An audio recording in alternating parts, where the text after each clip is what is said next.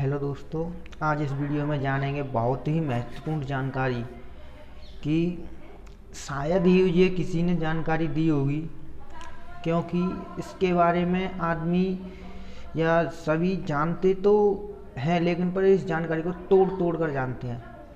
आज इसमें बताएंगे कि एसएससी जो विभाग है वो कितने एग्ज़ाम कंडक्ट कराता है। पूरे एसएससी के द्वारा कितने एग्ज़ाम कराए जाते हैं, कौन सा एग्ज़ाम किसके लिए होता है, 10th के लिए कौन सा एग्ज़ाम कराया जाता है, 12th के लिए कौन सा एग्ज़ाम कराया जाता है, ग्रेजुएशन के लिए कौन सा एग्ज़ाम कराया जाता है, ये सभी बातें जानेंगे इस वीडियो में।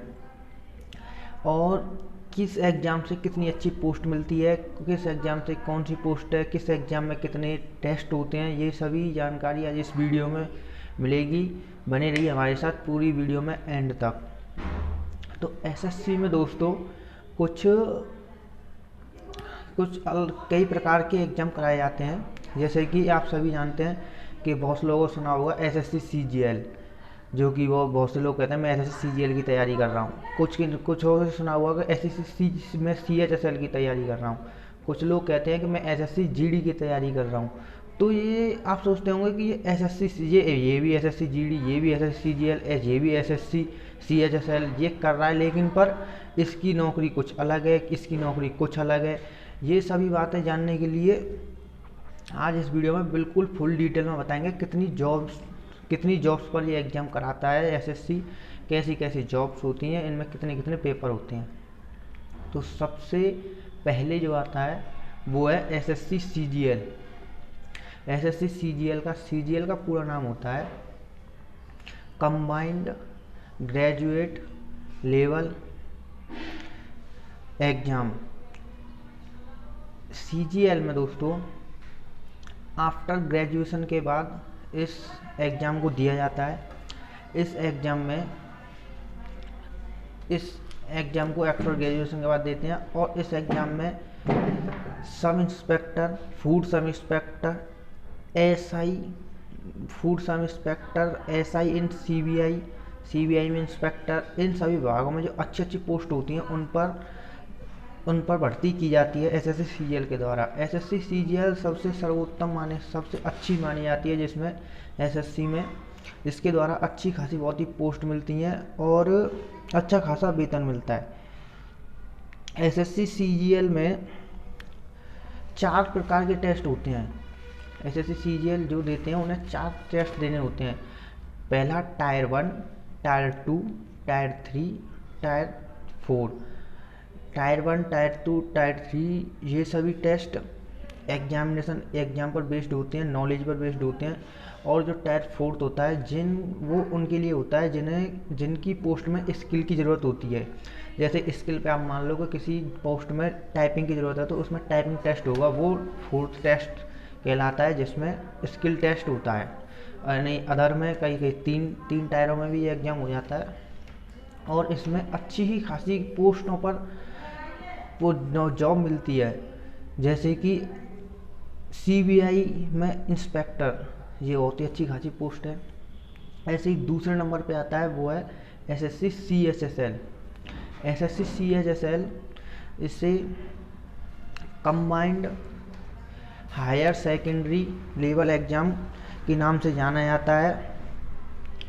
इसमें भी इसकी खास बात यह है कि जो सीजीएल होता है वो ग्रेजुएशन के बाद देते हैं। और जो एसएससी सीएचएसएल होता है ये 12th पास के बाद दिया जाता है। 12th के बाद इसका एग्ज़ाम को दे सकते हैं। और इस एग्ज़ाम में भी 3 टेस्ट होते हैं।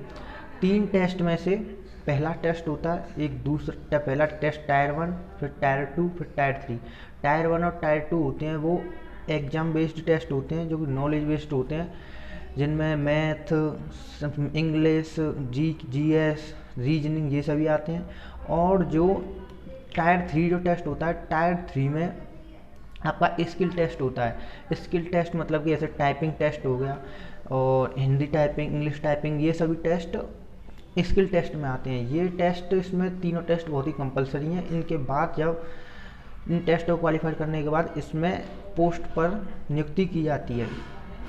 और एसएससी सीएचएसएल में जो आने वाली पोस्ट हैं वो कुछ lower division clerk, data entry operator, postal assistant, ये सभी जॉब्स के एसएससी सीएचएसएल के द्वारा इन पर नियुक्ति की जाती है। तो ये भी आफ्टर 12th के बाद बहुत ही अच्छी पोस्टों पर नियुक्ति की जाती है। इसके बाद आता है आपका एसएससी सीपीओ। एसएससी सीपीओ की फुल फॉर्म है SSC central police organisation. SSC CPO में इसमें एक चीज़ अलग है कि इसमें टेस्ट तो होता है, नॉलेज बेस्ड टेस्ट होता है, लेकिन उसके साथ फिजिकल भी होता है। फिजिकल में आपका फिजिकल प्लस मेडिकल, क्योंकि ये पुलिस की जॉब होती है और इसमें आफ्टर ग्रेजुएशन के बाद इसी जॉब में भी वो जो फॉर्म है वो जब भी भरा जाता है जो आफ्टर ग्रेजुएशन हो। इसमें बैचलर डिग्री कोई भी हो सकती है ग्रेजुएशन की, वो सभी भर सकते हैं। और इसमें आपका जो पोस्ट आती है CISF, तो आपने नाम सुना ही होगा। CISF में जो ASI जो पोस्ट होती है वो एसएससी सीपीओ के द्वारा ही उन पर नियुक्ति की जाती है। सब इंस्पेक्टर इन दिल्ली पुलिस, जो दिल्ली पुलिस में जो सब इंस्पेक्टर की उन पर नियुक्ति की जाती है वो सीपीओ के द्वारा ही, एसएससी सीपीओ के द्वारा ही की जाती है। ऐसे ही कई विभाग हैं जिनमें इंस्पेक्टर और एसआई एएसआई पर, इन पर जो सेंट्रल में जो पोस्ट जो नियुक्ति की जाती है उनमें एसएससी सीपीओ के द्वारा ही नियुक्ति की जाती है। इसमें भी टेस्ट जो होते हैं, एक प्री होता है जो टायर 1 जिसे कहते हैं, फिर उसके बाद मेंस होता है जो टायर 2, ये नॉलेज बेस्ड टेस्ट होते हैं जैसे कि मैथ हो गया आपका, रीजनिंग हो गई, जीएस हो गई, ये सभी। इसके बाद जो होता है इसमें सबसे इम्पोर्टेंट है वो होता है फिजिकल। इसमें होता है फिजिकल प्लस मेडिकल, उसके बाद इसमें नियुक्ति की जाती है। और इसके बाद जो आता है आपका एसएससी स्टेनोग्राफर, ये बहुत ही प्रचलित है। ये भी एसएससी स्टेनोग्राफर जो होता है ये एकमात्र ऐसा टेस्ट है जिसमें मैथ्स की कोई ज़रूरत नहीं है। जो बच्चे मैथ में वीक होते हैं उनके लिए ये टेस्ट बहुत ही ज़्यादा अच्छा है। ये स्किल बेस्ड टेस्ट होता है। ऐसे स्टेनोग्राफर में ग्रेड C ग्रेड D 2 होते हैं। ये इसमें इंग्लिश आती है, रीजनिंग आती है, इंग्लिश आती है, जीएस आती है, रीजनिंग आती है, लेकिन मैथ नहीं आता बिल्कुल भी। और इसमें स्किल बेस्ड टेस्ट होता है, जैसे कि जिस हिसाब से आपकी स्किल मांगी जाती है उसका स्किल का टेस्ट होता है। इसमें मैथ नहीं आता है। फिर होता है आपका एसएससी MTS, जो कि सबसे ज़्यादा फेमस जो टेस्ट है, क्योंकि ये जो टेस्ट है ना, मतलब कि एसएससी की एक खास बात है, एसएससी जो है वो हर क्लास के, यानी कि हर पढ़ाई के बाद, जैसे कि किसी ने 10th कर रखी है तो उसके लिए भी कोई एग्जाम कराता है, जिसने 12th कर रखी है उसके लिए भी एग्जाम कराता है, जिसने ग्रेजुएशन कर रखी है उसके लिए भी एग्जाम कराता है। तो जो 10th पास जो बच्चे होते हैं, जो 10th पास स्टूडेंट होते हैं, उनके लिए एसएससी के द्वारा एक MTS एग्जाम कराया जाता है, जिसे मल्टीटास्किंग सर्विस कहते हैं। मल्टीटास्किंग सर्विस में ये 10th पास के बाद इसमें एलिजिबल हो जाते हैं। इसमें जो एज मांगते हैं वो 18 मांगते हैं। और इसमें 2 पेपर होते हैं, एक होता है पहला प्री, दूसरा होता है मेंस। प्री होता है ऑब्जेक्टिव, मेंस होता है लिखित। तो इसमें इन दोनों टेस्टों को पास करने के बाद इसमें नियुक्ति की जाती है। और ये बहुत ही जो एसएससी का सबसे छोटा एग्जाम जो मानेंगे ना वो यही है, एसएससी MTS। एसएससी MTS सबसे सरल और सबसे छोटा एग्ज़ाम है, जिसमें 10th के बाद ये एलिजिबल हो जाते हैं और 2 पेपर देकर इसमें नियुक्ति हो जाती है। उसके बाद आता है आपका एसएससी GD, ये भी बहुत फेमस एग्ज़ाम है। एसएससी GD में जो होता है, पहले तो नॉलेज बेस्ड टेस्ट होता है। एसएससी GD जो होता है, एसएससी GD में जैसे कि एसएससी CPO में जो ASI और CISF के SI जो बनाते हैं, ऐसे ही इसमें एसएससी GD में कांस्टेबल की भर्ती की जाती है। एसएससी GD के द्वारा कांस्टेबल की भर्ती की जाती है। और एसएससी GD में भी फिजिकल प्लस मेडिकल होना बहुत ही ज़रूरी है।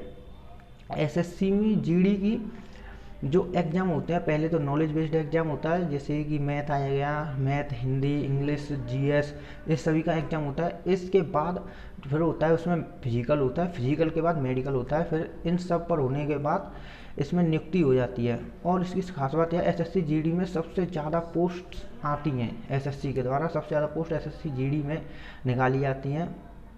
और ये एसएससी जीडी 12th के बाद इसमें फॉर्म अप्लाई होना स्टार्ट हो जाता है। जो बच्चे 12th करे होते हैं वो एलिजिबल इस टेस्ट में होते हैं। इसके बाद आता है एक लास्ट टेस्ट जो है एसएससी जेएसटी के नाम से जाना जाता है, junior Hindi translator. Junior Hindi translator में इसमें ये एक स्पेशल टेस्ट ही है, इसमें ट्रांसलेटर की नौकरी होती है और इसमें स्पेशली जो Hindi translator junior Hindi translator ये डिप्लोमा होता है वो डिप्लोमा मांगा जाता है।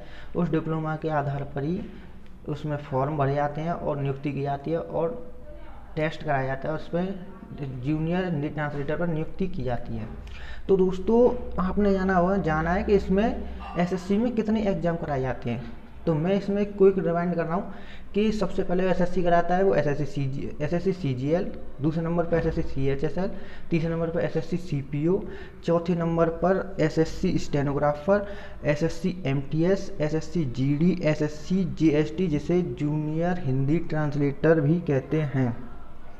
और दोस्तों इसमें जो एक और रह गया वो है एसएससी जेई। एसएससी जेई जो जूनियर इंजीनियर जो होते हैं, जो कि बहुत ही अच्छी खासी पोस्ट है, जो इंजीनियर्स के लिए सबसे बेहतरीन जो पोस्ट है वो एसएससी जेई है। एसएससी जेई में 2 एग्जाम्स होते हैं। एसएससी जेई मैकेनिकल, इलेक्ट्रिकल और सिविल फील्ड के जो स्टूडेंट होते हैं उनके लिए एसएससी जेई के द्वारा एक जूनियर इंजीनियर का एग्जाम निकाला जाता है जिसमें 2 टेस्ट होते हैं, एक प्री एक मेंस। प्री में ऑब्जेक्टिव होता है, मेंस लिखित होता है। इसमें दोनों टेस्टों को क्वालिफाई करने के बाद इसमें एसएससी जेई के पद पर नियुक्ति कर दी जाती है और जूनियर इंजीनियर की पोस्ट दी जाती है और ये भी बहुत ही अच्छी खासी पोस्ट है जो कि ग्रुप बी की पोस्ट मानी जाती है। तो इसमें एसएससी द्वारा इतने प्रकार के एग्ज़ाम कराए जाते हैं जिन एग्ज़ाम पर नियुक्ति की जाती है और इन एग्ज़ाम्स के द्वारा अलग अलग विभागों में नियुक्ति की जाती है।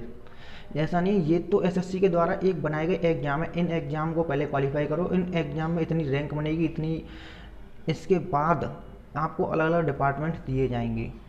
तो जो डिपार्टमेंट्स वाली है वो अगली वीडियो में बताएंगे। तो फिलहाल इतना ही। Thank you for watching. इस चैनल को शेयर करें, सब्सक्राइब करें, लाइक करें और वीडियो अच्छी लगे तो लाइक ज़रूर करें और सभी के साथ शेयर करें, क्योंकि ये नॉलेज हर एक कोई आधी नॉलेज बताता है कि एसएससी जीडी क्या है, एसएससी ये क्या है। इसमें कंप्लीट नॉलेज है, कितनी एग्ज़ाम होते हैं, कितने क्या होता है फुल। तो thank you for watching, share, like and subscribe this channel.